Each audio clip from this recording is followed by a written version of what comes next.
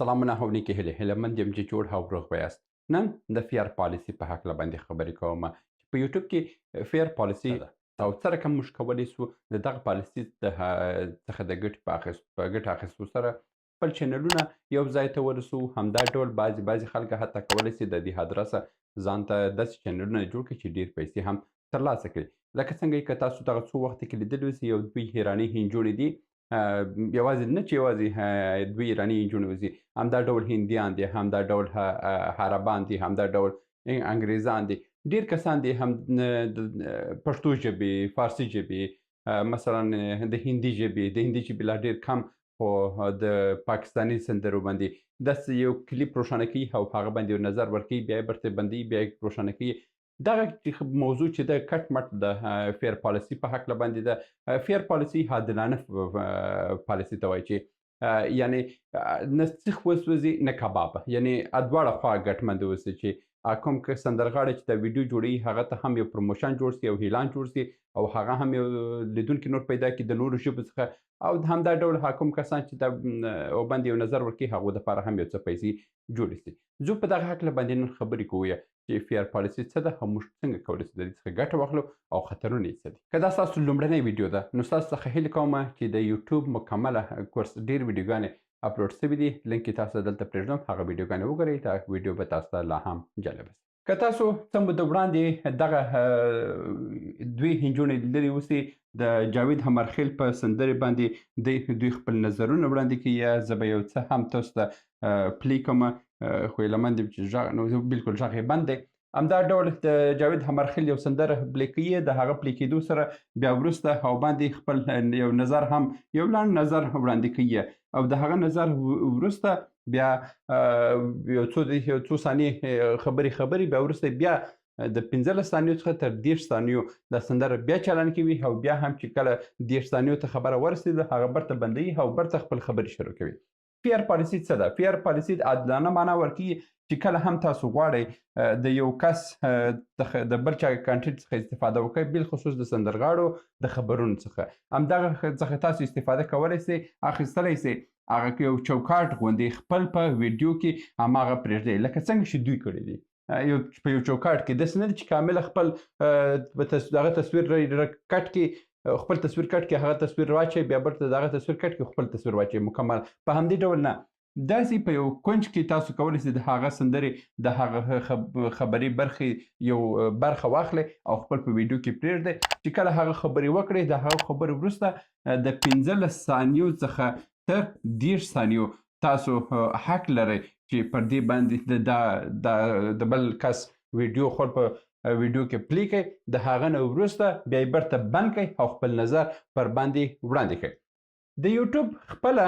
اعلامیه چې هم تاسو وګورئ، یوټیوب کریټر چې ته لاړ شئ، هلته دوی خپل په اعلامیې لیکلي دي چې په دې کې یوټیوب هیڅ کار نه لري، دا ستاسو د هغه کوم کس چې هنرمند دی، هغه صاحب د ویډیو دی، د هغه او ستاسو په منځ کې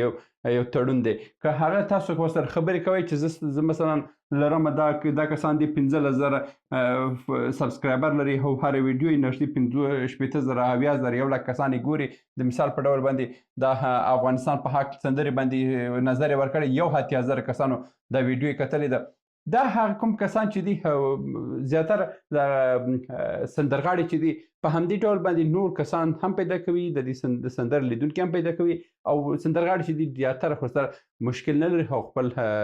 مشکل نه وړاندې کوي، تر څو چې یوټیوب شکایت ونه سي نو پر دوی باندې کوم مشکل نشته. چې کله یوټیوب باندې شکایت وسو بیا پر دوی باندې مشکل دی، هغه ته کاپي رایټ ورکړي، هغه ته سټرایک ورکړي، هر څه چې هغه د ویډیو صاحب وغواړي یوټیوب هماغه کار کوي، په شرط دی چې هغه کوم کس بدون د هنرمند د اجازې څخه دا ویډیو نشر کړی وسي، بیا هنرمند کولی سي ورته سټرایک ورکړي، او که د هنرمند څخه دوی اجازه اخیستې وسي هغه هم رسمي اجازه په ایمیل باندې، بیا په هغه صورت کې هنرمند چې دی نه سټرایک ورکولی سي او نه هم سوای چې خپل ویډیو ځینې ډاونګریډ کړي. دا کسان هغه ایمیل کاپي دا څه ته هستي، مثلا د جیمیل د ادرس ورته هستي، جیمیل چې د خپل د ګوګل کمپنۍ ده، دوی په هماغه ارتباطي لینک ګوري چې د دوی د دغه دوه کسانو په منځ کې ارتباطات شته، او بله بیا په هغه صورت کې څوک تاسو نه مني. خو که بغیر له کوم اجازې مو دا کار کړی اوسي، بیا په هغه صورت کې تاسو سټرایک هم راځي، تاسو دپاره کاپی رایټ کلیم هم راځي چې په هغه دواړو صورت کې تاسو ته خطرات ډیر دي. یو بل خبره چې زه تاسو ته وایم، تاسو باید د کریډټ موضوع هم ور اضافه کړئ. د کریډټ موضوع دا ده چې کله هم تاسو دا ویډیو اخلئ، د ویډیو لینک باید تاسو دلته پرېږدئ چې دغه د کاپی رایټ دغه دلته ویلي دي چې فیر پالیسي په اساس باندې موږ دا یوزو. دغه متن چې دی، دغه متن چې دغه نجونو استعمال کړی دی، دا تاسو هم استعمال کړئ او ورسره د لینک د یو ویډیو اصلي ویډیو هم تاسو پرېږدئ او دلته لاندې هم ورته ولیکئ چې کریډټ چې دی دا کریډټ مکمله دغه هنرمند دی او موږ دغه هنرمند په هکله باندې خبرې کړې دي. اوس د دې موضوع دا شوه. اوس خبره دا ده چې دا رقم چینلونه چې دي ډېر کم مونیټایز کیږي، خو څه رقم ولې دا خلک بیا هم دې ته لیوالتیا لري چې دغه رقم چینلونه دوامداره وچلوي. کیسه داسې ده، د مثال په ډول باندې دا دوه کسان چې دي دوی چینل جوړ کړی دی. چینل یې جوړ کړی دی، ښه چینل چلوي. اوس د نږدې 15,000 سبسکرایبر یې پیدا کړي دي. که پر دوی باندې ویډیو کلیم هم راسي، دوی په کیسه کې نه د هغه یو ویډیو ډیلیټي او سټرایک هم راسي، برته هغه کس څخه غوښتنه کوي چې سټرایک یې ستا ویډیو ایسته کومه چې برته سټرایک هم ایسته کوي. خو د دوی لپاره ګټه څه ده؟ یو خو دا خلک شهرت پیدا کوي او بل سبسکرایبر پیدا کوي چې کله هم سبسکرایبر یې مثلا 50,000 ته ورسېدله، 50,000 چې ورسېدل دی کولی شي چې خپل د ځانه شخصي کنټینټ جوړ کړي او ور واچوي. په تر هغه وخته دوی پیسې هم پیدا کړي دي، تجربه هم پیدا کړې، سبسکرایبر هم پیدا کړي، د هر له ادرسه دوی ډېر څه پیدا کړي دي او دوی کولی شي د همدې ادرس څخه ګټه واخلي. همدغه کار موږ هر افغان دا کولی شي چې تاسو هم په ایراني سندرو باندې پښتو نظریات ورکړئ، همدا ډول په مثلا پاکستاني سندرو، په اردو سندرو باندې خپل نظریات ورکړئ، اسپانوي سندرې، فرانسوي سندرې، په همدې سندرو باندې خپل نظریات وړاندې کړئ او بیا وروسته ویډیو اپلوډ کړئ او هغه هم په همدې ډول باندې چې چوکاټ بیس باندې وسي، چې نیمه برخه ډیره برخه تاسو وسي او کم برخه هغه وسي. او د خبره همدا ده چې اولا تر 15 ثانیو اضافه منیسئ او که ډېر نیسئ تر 30 ثانیو اضافه ویډیو منیسئ چې بیا هم که ستاسو ویډیو اضافه شوه پرتو باندې سره کاپی رایټ راځي. بل شرط د یوټیوب په دې کې څه دی؟ یوټیوب وایي چې تاسو باید 30% د دې ویډیو څخه ګټه واخلئ، یعنی 70% برته ستاسو ډیټا اوسي. په دې کې اوس د مثال په ډول باندې دغه افغانستان په سندرې باندې دوی 11 دقیقې خبرې کړې دي. 11 دقیقې خبرې کړې دي. خپله ویډیو چې ده 3 دقیقې ده. 3 دقیقې ده او دوی هغه 80% برخه چې ده چې یوټیوب ورڅخه غوښتلې دي هغه 80% خپل په خبر کې اضافه کړي، خپل په نظریات کې اضافه کړي دي، مګر 30% چې ده هغه د دغه سندرو څخه اخیسته. نو تاسو هم کوشش وکړئ چې 70% پالیسي چې ده دا د کاپی رایټ د یوټیوب ده او که تاسو مثلا تر 30% اضافه د یو کس د ویډیو څخه استفاده کوئ، بیا په هغه صورت کې تاسو ته یوټیوب مشکل جوړوي. که هماغه کس جوړ نه کړي، یوټیوب خپله دا مشکل تاسو ته جوړوي او تاسو ویډیو شاید هم کاپی رایټ کې کلیم پکې راوړي او یا هم برته ډیلیټ کړي. نو تاسو ته لپاره لازمه څه ده؟ 3 دقیقې ویډیو ده، 3 منټ ویډیو ده. دا ونیسئ، څه وکړئ په دې باندې دا ویډیو واخلئ، وګورئ چې 30% د دې ویډیو څومره کیږي او 70% چې موږ ورته خبرې هم اضافه کړو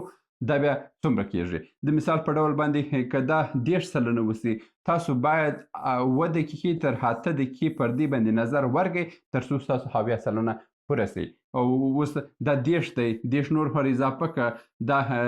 مثلا کیږي څو سوه د 80% همدا ډول باندې که بیا ورته 30 اضافه کوئ دا 90%